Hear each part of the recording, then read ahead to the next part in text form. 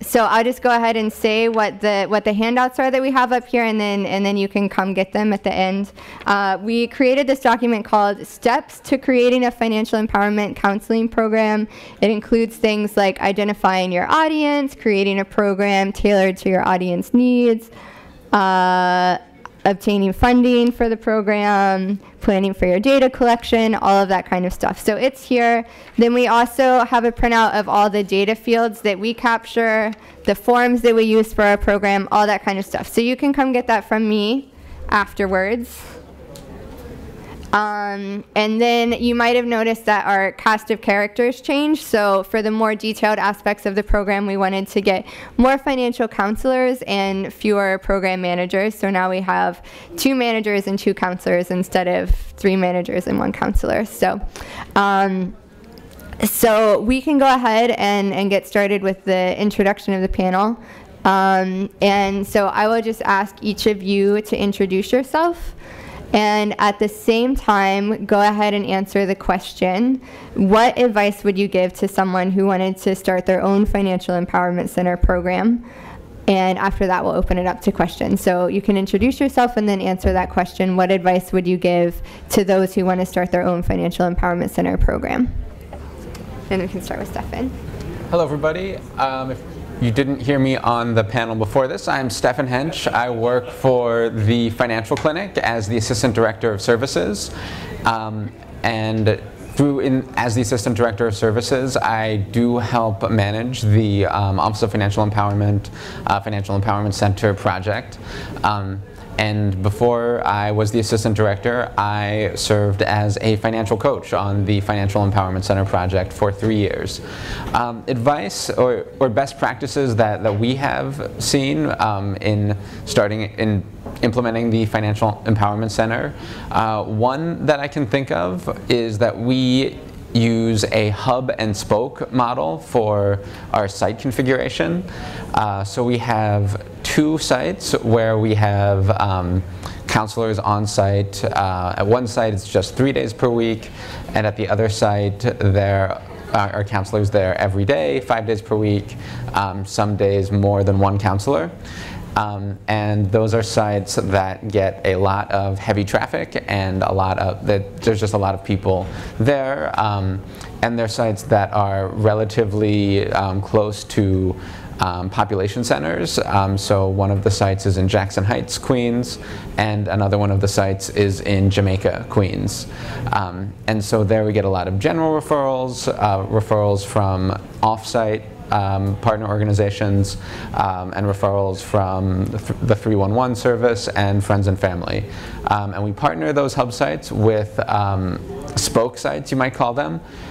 These are sites where we sit just 1 day per week, and these sites are often more targeted to a specific neighborhood or a specific population, such as recent or young adults at Safe Space in Jamaica and domestic violence survivors at the Family Justice Centers in Brooklyn and Queens. Another best practice I'd like to highlight is we have a goal orientation. First, we have a goal orientation with the relationship between the counselors and the customers.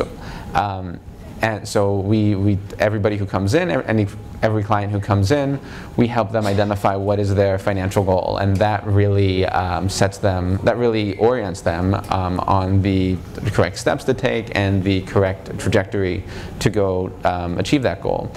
Similarly, we have a goal orientation with our team members on the project as a whole. There are contract goals with the Office of Financial Empowerment that we keep at least weekly check of, just to see how well we're progressing on those goals. And just less formally, we check in each week just to see how sites are doing, if there are any sites that are working well and should be expanded, or if there are any sites that are not working as well, where the traffic is very, very slow, and we would consider cutting back on that site or dropping that site. Also, we frequently check in with coaches about any difficult problems that they're having, any site issues, and any ways that we can, from a supervisory level, help them support their work. Hi, my name is Molly Ornati, and I work as a financial coach at Bed-Stuy Restoration Corporation. A point I'd like to highlight is that I think part of the reason our program has been so successful is that we are an organization that is really a part of the community. It was founded in 1967. It's one of the oldest, if not the oldest, community development organization in the country.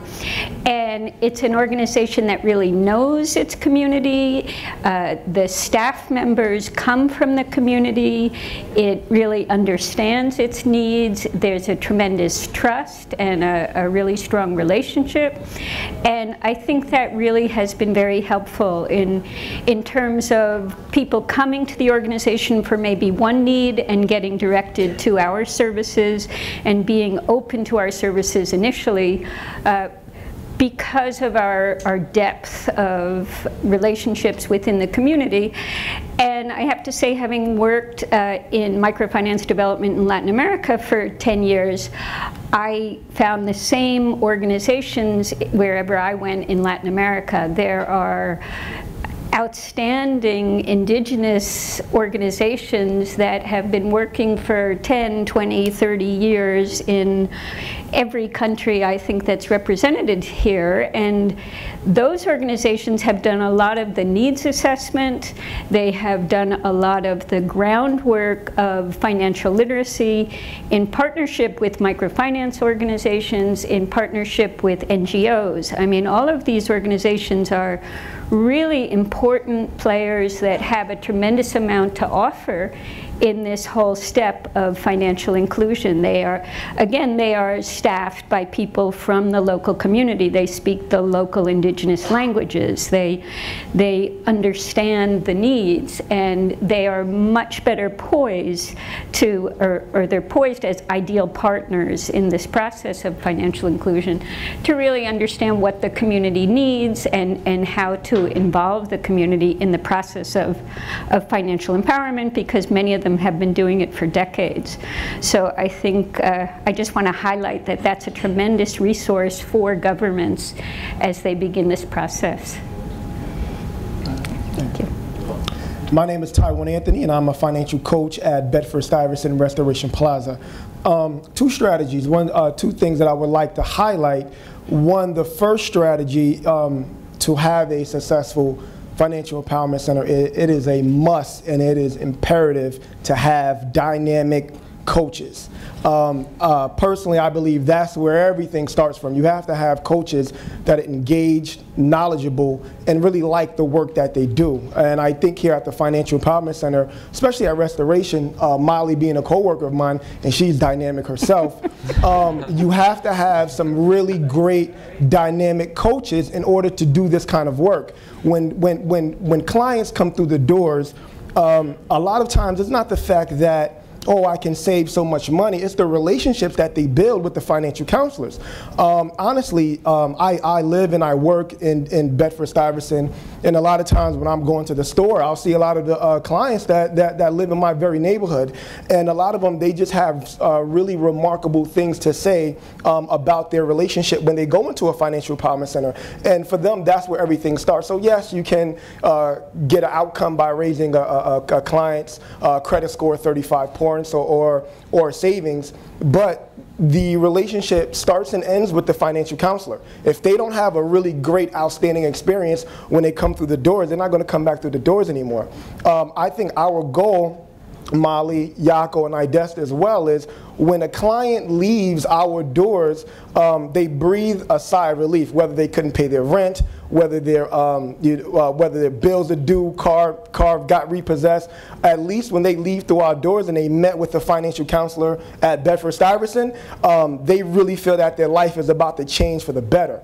Referral-wise, a lot of our referrals do come from other agencies, HRA, but I think for the most part, a lot of our referrals comes from someone going home and saying, hey baby, you need to go down to the Financial Empowerment Center there because they're going to change your life. So that's where a lot of our referrals come from, and I think that is a foundation to building a successful financial empowerment center. The other strategy that I would like to talk about in being someone who's ingrained in the community, I think that is imperative to get the buy-in from local elected officials. At Restoration Plaza, we have a unique location where we're kind of like the Rockefeller Center of Brooklyn. So we have currently we have a local city council member actually housed there. A lot of events take place at Restoration, so nonetheless, when that happens, Yako, he always makes sure that no matter what event is taking place, I'm talking about elected officials, the authors, whoever comes through our doors, they make sure Yako does a really outstanding job of making sure that everyone knows that the Financial Empowerment Center is right downstairs and you can schedule an appointment. So dynamic financial counselors and having those strategic partnerships are essential to establishing a really great and successful financial empowerment center. So good afternoon, everyone. My name is Jacob Born. I'm the Director of Program Operations at Bed-Stuy Restoration Corporation. So in my portfolio I have workforce development services, social services, financial literacy, youth development, education, and I guess that's also my advice for starting a financial empowerment center initiative. Because most people, they still need their income through work. I mean, there's a small percentage of people that make their money through lotteries and stuff, right? But most people still have to work for their money and to make stable financial households, right?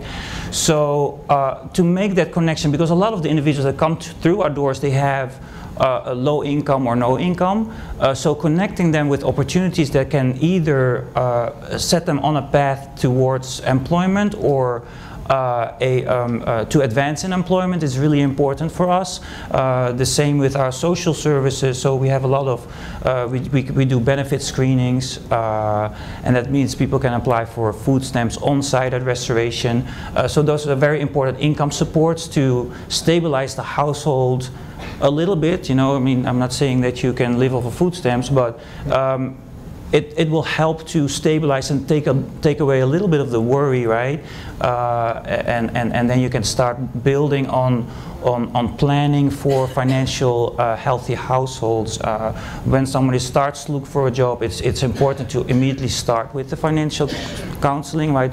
Don't do that after somebody has a job, right? You wanna sort of instill those habits before someone is starting to make more money. Because we see it a lot of times when someone comes through to Restoration, when the counselors start to work with them on a budget, it's the first time that they actually see in front of them their income against their expenses, and it's an eye-opener for a lot of people. Yeah, so I would say integration with other services is very important. If that is not something that you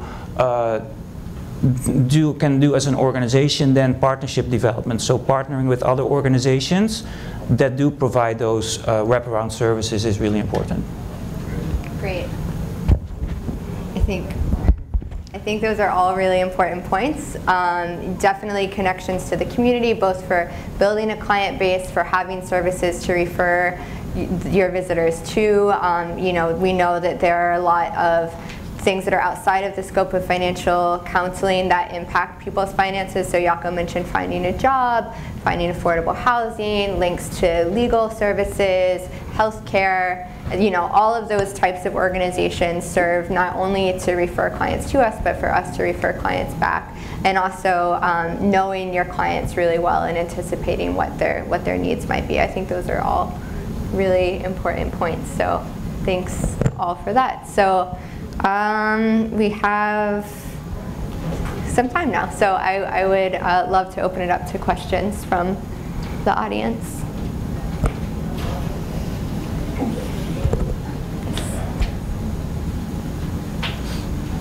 I'm Barry Reagan Solomon. Hold on. Hi, Barry Rabin Solomon with the Inter-American Social Protection Network. I'm consulting.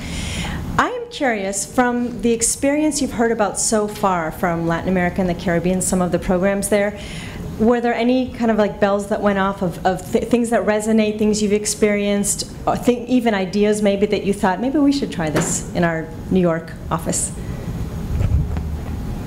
Did you guys?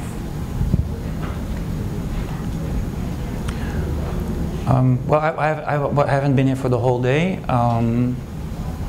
but I think that so the financial coaching, partnership development is very important, right? So what we do well is partner with other nonprofits in terms of providing those services, with government agencies in terms of referrals and doing outreach for clients, right? So I think what we can probably do better is, as a organization, is develop partnerships with private institutes, with businesses, right? How can we develop relationships with businesses to take the next step to also instill more entrepreneurship with the individuals that we coach. So I think that might be something, yeah. And I think that's done more because a lot of the financial literacy is around microfinancing, so that automatically includes like public-private partnerships, right? So I think that's something, yeah. And, Go ahead. so kind of to piggyback off of what Jaco stated, a lot of times clients will come through the doors whether they are born and raised in New York or whether they're from other places. And entrepreneurship is very, very, very big and very important. Again, establishing key partnerships with not only nonprofits in the local community or throughout New York City, but establishing partnerships with private entities, private banks, other businesses that are around the area as well, wherever you may be located, is very important, because a lot of times that they all say that small business is the backbone or the cornerstone of America, and I'm pretty sure it's not just America, but is of many other nations and areas as well. So I think that if you can transfer the personal financial skills to your personal life, with a little bit of tweak and a little bit of education and knowledge, you can also transfer that into running a small successful business as well. And I know me personally, a lot of times I'll have financial counseling sessions with a client a couple times, and then I'll say, you know what, Mr. Anthony, I was thinking about opening up a business. I wanted to start baking, or I wanted to sell something. And then at that time, I personally refer them out to different other business services where they can actually learn how to write a business plan, kind of know what their expense and budget sheet looks like and what it should look like, know what their monthly operating expenses are to run a business. And that skill is also transferable to your personal expenses as well. A lot of times I ask my clients, how much money does it take you a month to fully be operational? And clients look at me bewildered. So at the end of our financial sessions, I always tell clients, know your numbers. And knowing your numbers means, all right, it takes me about $3,000 a month to pay my rent, pay bills, food, children. And that is what's needed also to be an entrepreneur and to run a small, successful business as well. So. I think for me it highlights the differences between the two contexts, because in the United States, if you want to get a loan with most financial institutions, you need a credit score, and it has to be of a certain amount. Whereas this kind of formalization has not happened in Latin America. There aren't credit scores, and I think it's a question how much integration into the formal financial system is in the interests of, let's say, rural communities. For instance, when you have rural savings and loan groups, they are actually benefiting from not being part of the formal financial system because they are managing their own finances. They're not paying a bank fees for that management process, and they're essentially taking advantage of that to make the most of the little that they can save and lend. So in that case, it's actually they're being very smart to be outside of the financial system. So I think, you know, context is always the key, and sort of how much we are how much these countries are understanding the context and what are the real needs, and how much is, you know, that having a bank account does not equal development. You know, I think everybody understands that, and that what the needs towards real financial inclusion are very different in different contexts. In one community, it might be a irrigation system is really much more truly addresses financial inclusion rather than, you know, having a formal bank account. So contexts are so different, and so the questions are so different. I will also just add that it's helpful for us to get the conversation started, right? Even just as a baseline knowledge of what's going on in other countries. This was sort of my first exposure to it in this context. And I will say that Steph and I were just talking yesterday about potentially integrating our financial counseling services into some of these international microlenders that have also started doing microloans in New York. So I think that that might be something that's helpful if, you know, organizations go back and think about if there are ways to incorporate some of our financial education practices in their microlending. If we're also trying to do the same thing here, we can be having those conversations internationally, which is pretty exciting. So. Hi, Paula Marshall from the Bahamas. I noticed that with the coaches you work very closely with social services, and your goal is also to give financial empowerment. Is it part of your goal as well for your clients to reach a point where they no longer are receiving the coupons, the food assistance from social services? Is that a part of your goal with them and coaching them?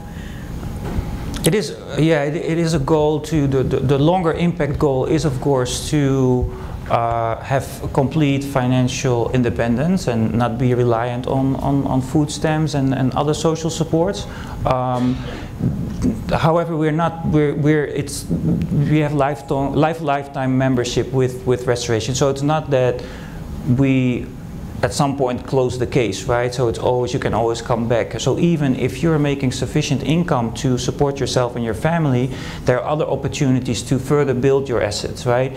Or to make further career advancements, right? So, and that's where the connection with those other programs comes in. Yeah.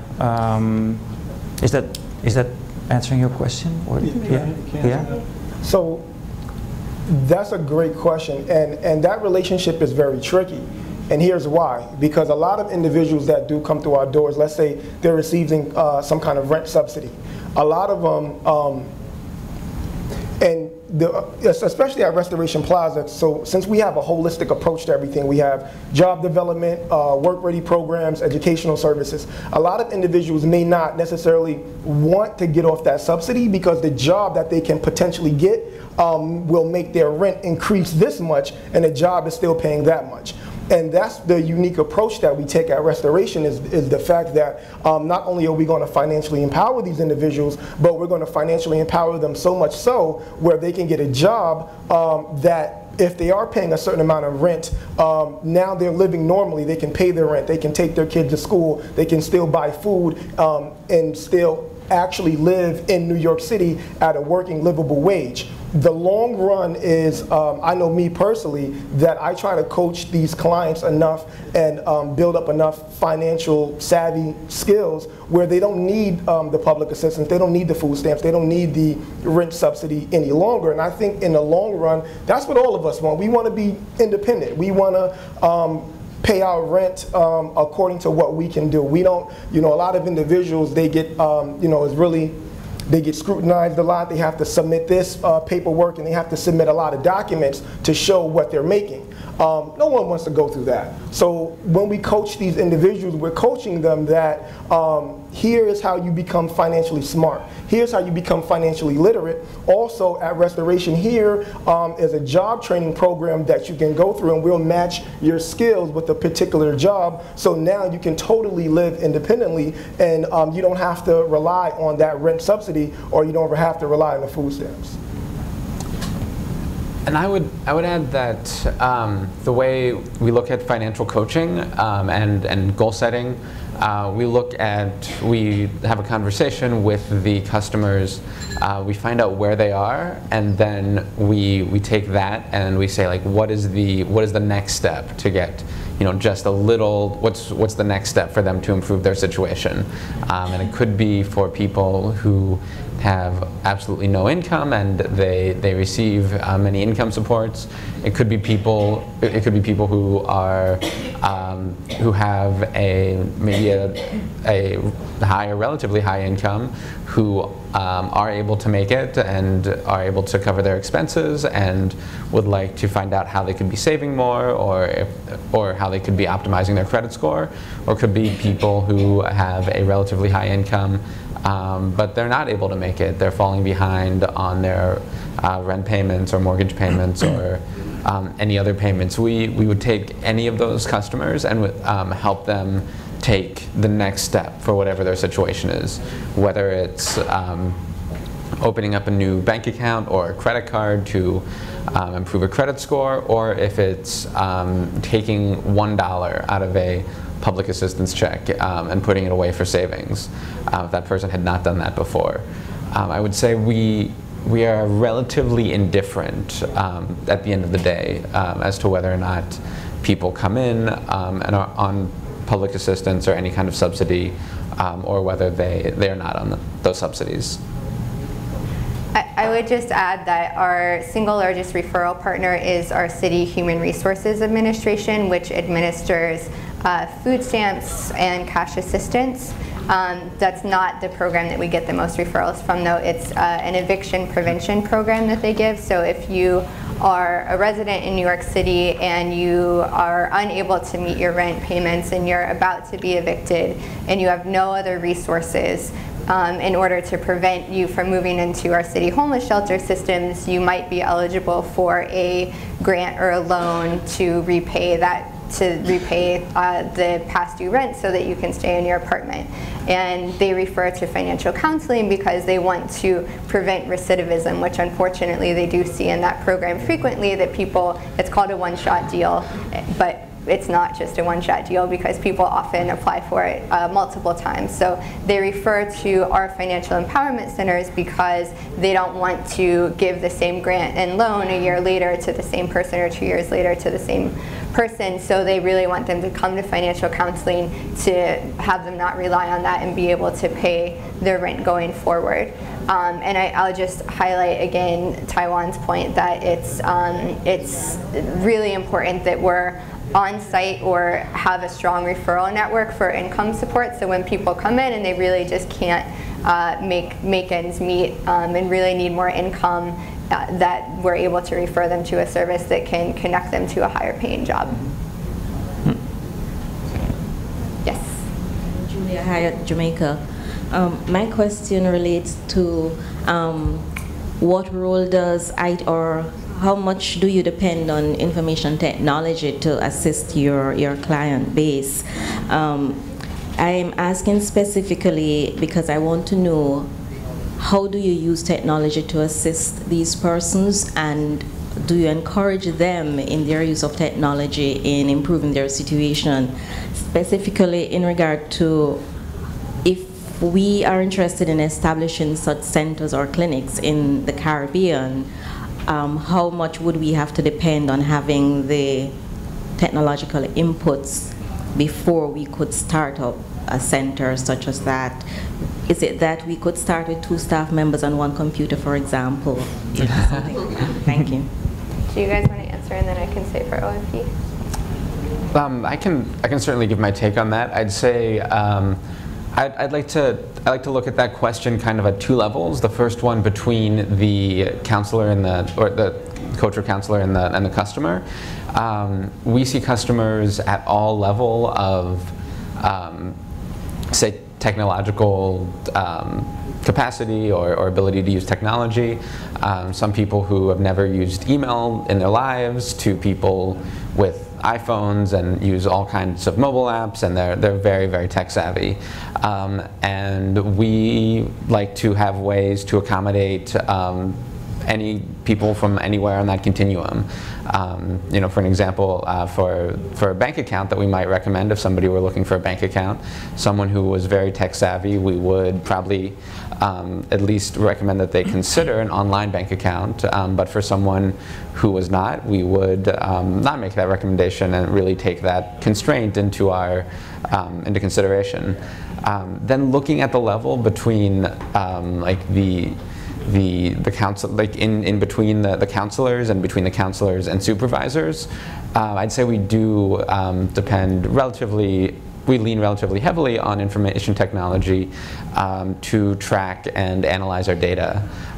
We definitely depend on very timely and accurate data collection by the counselors.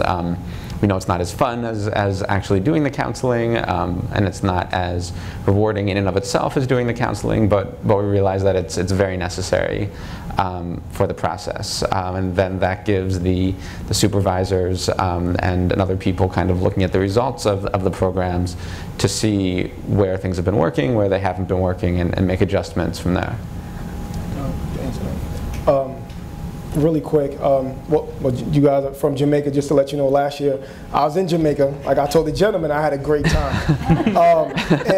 And it's funny because the reason why I bring that up is while I was there, I made a friend. I made a friend there, and through Facebook. Obviously, and obviously this will be for the more tech savvy clients that are into Facebook and those kind of things. And the friend, he looked up on my Facebook and he seen what I did. And the funny thing about it, we started having small financial counseling sessions through Facebook because he started asking me some financial counseling questions. And next thing I know, I'm like, man, I'm having a financial counseling session, you know, miles away. So one thing that we've been doing at Restoration Plaza, we have really been revving up our social media output. And obviously this will be for the more tech savvy clients that use Instagram, Twitter, Facebook, and those kind of items. So we actually had our director, Yako, come sit in, and Molly and I and the rest of the other workers, we put together something with what would be really comprehensive and really forward-thinking as far as taking technology and using that to still financially empower a lot of our clients. And like the other panelists said, we have systems for data management, ETO, that we have to input is not as nice and glamorous as actually the one-on-one, but that is what gives us our outcomes. That is what gives us our results. You know, and again, going back to the wave of technology, everyone now has a Facebook page, everyone has a Twitter page, and I think that is really unique in bringing in a different demographic. So a lot of the younger generation, they're on Facebook probably 24 hours a day. So using those technology tools to actually engage people into becoming a little bit more financially savvy, you know, and these are the things that you can do. There's a gentleman actually on Instagram, and I mentioned it to Molly, and he does counseling sessions via Instagram.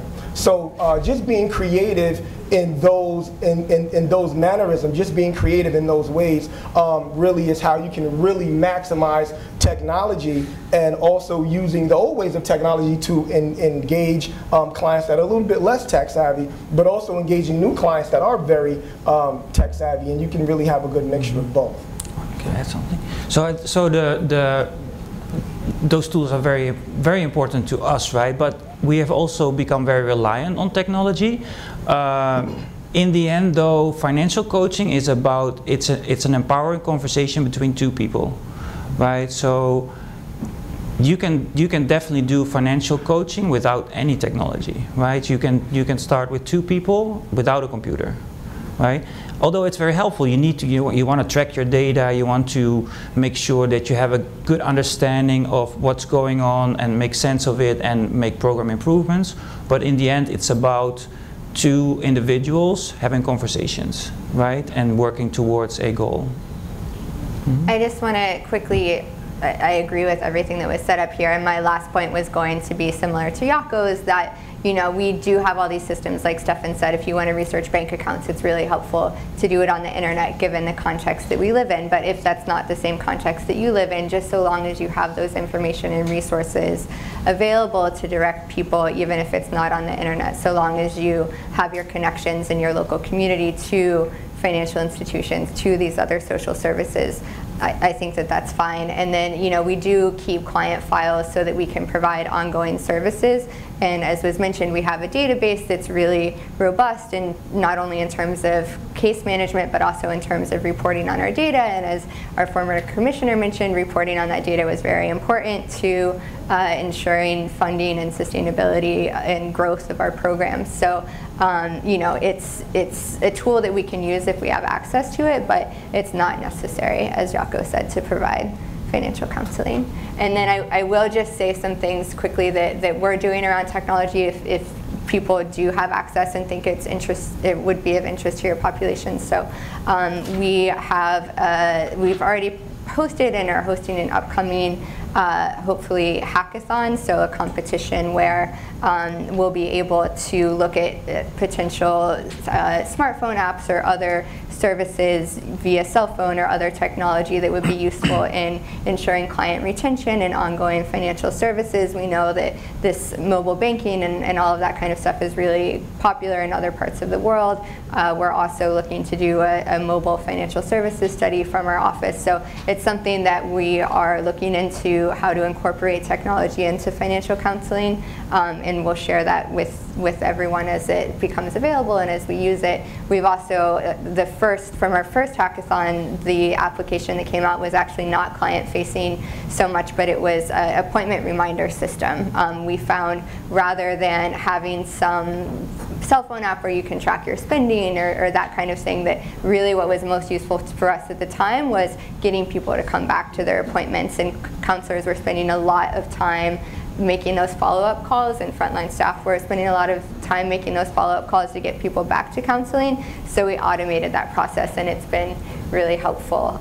But we were always looking for ways to use technology, but again, it's not necessary. So I'm really pleased that the financial employment centers serve multi-layer referrals, customers. For that is a concern for us. I'm from St. Kitts and Nevis with regards to it stigmatizing those people who enter your doors. And in our setting, it would be very difficult for us to serve just one set of type of clients. It has to be multi-level if it is to be sustainable. And so I'm glad to have heard that.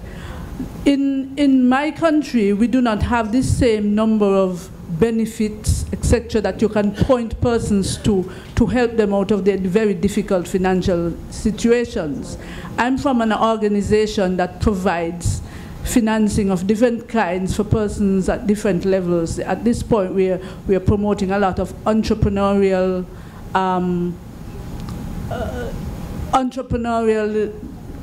work in St. Kitts and Nevis, especially to youth, women, etc. Our economy has just kind of changed from a sugar base to something else.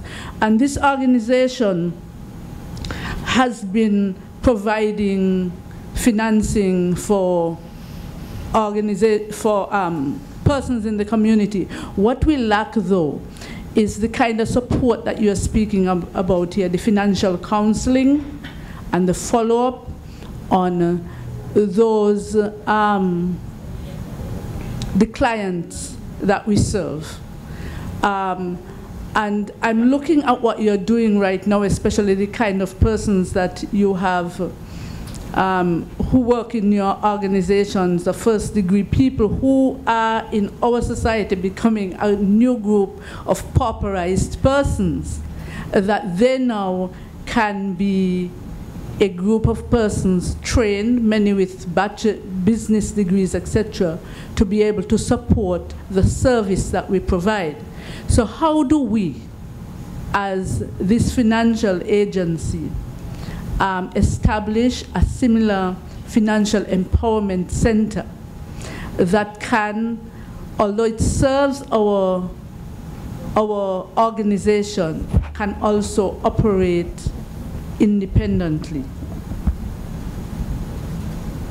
Great. Well, we are elated to know that you are so interested and that you think this type of service would be so helpful for your population. So did you guys have an answer that you want to say? So there are many, many steps and many, many things to consider. Like I said, I did draft a handout. The Office of Financial Empowerment team and I drafted a handout for things to consider when starting a financial empowerment center, right? So some of the major things are knowing the audience, and it sounds like you've already talked about the fact that you would have to serve many different types of people and not only a certain population that would feel stigmatized if they were to come in. Knowing what the financial empowerment needs of that audience would be. Again, I'll hand this out. Figuring out how you would, what your program goals would be, what the program model would be, securing funding for that, recruiting staff, figuring out how to train them. So it is many, many steps, but it is many, many steps that we're interested in helping you with, and the CFE and OAS, and we're all interested in helping you with. So I think that's the next big question for those organizations who are really interested in how do we help them think through all of those next steps. But we are happy to do that. Do you guys have anything to add? Anybody? Okay. They'll add something just now. Almira Henry, Director of Social Policy, Antigua and Barbuda. You guys need to come, not just Jamaica. I've been to Antigua many times. I've been there many times. I love Antigua, yeah. You love it? Mm-hmm. Very good. It's beautiful. What I note is that the vulnerable population or poor households have lack of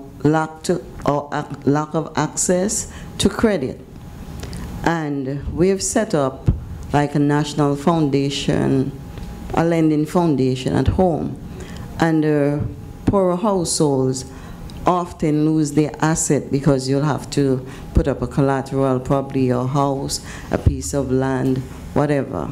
And failure to repay those loans, they end up losing their asset. If we're planning to establish a microcredit scheme, and if we're successful in establishing that, this whole presentation and the one before has been quite illuminating for me in terms of the strategies going forward. And I'm thinking it's going to be critical to have this component built in, financial coaching, to ensure that we do empower poor households and do get them out of poverty rather than make them worse off. Thanks. Great. Mm-hmm. Thank you. I think that really sounds excellent. I think also it's because it's almost like a twofold incentive, right? It's the microloan comes with the coaching comes with the microloan, right? So it's, yeah. Mm-hmm. So just, so personally as a financial coach, the thought process that I take to each and every client that I personally coach is, I'm not coaching you. I'm coaching you in a mannerism or on a way that I'm giving you the knowledge or helping you gain knowledge, and you take that back to your household so you can tell your family and friends, look, this is the situation. And also one thing that I like to live by is I think as financial coaches, again, we're warriors in this battle. And what I mean by that is we try to aim to change generational trajectory. So therefore, we don't, I know me personally, I don't want to see, I don't just want to coach you just so you can, live substandard and just kind of live that life and that's it. I want to coach you in a mannerism where you can take this back to your kids, so now your kids are raised with the financial savvy that they know what they have to do, and then from that generation, it goes on. So now your family line, instead of going this way or going that way, now it's continually going up. So, and I know that that's the mindset that we have at Restoration Plaza, that when we have individuals come through our doors, we're coaching them to change generations. And that's what we do. So we're not looking at the household, you make $5,000 a year now, but we're going to coach you in a mannerism, or we're going to, hopefully by the end of the sessions, you're financially savvy enough where you're teaching your kids this, and your kids will teach their kids this, and so on and so forth. Great. It's time. Sorry that I didn't give much lead time, but I'm really glad to see that people are already seeing connections and are already convinced that this is a really important component of offering services going forward. So we'll be happy to continue this conversation. I think I'll be staying for the reception afterwards, and hopefully many of the counseling staff can as well, and many others from OFE can as well. So thank you very much.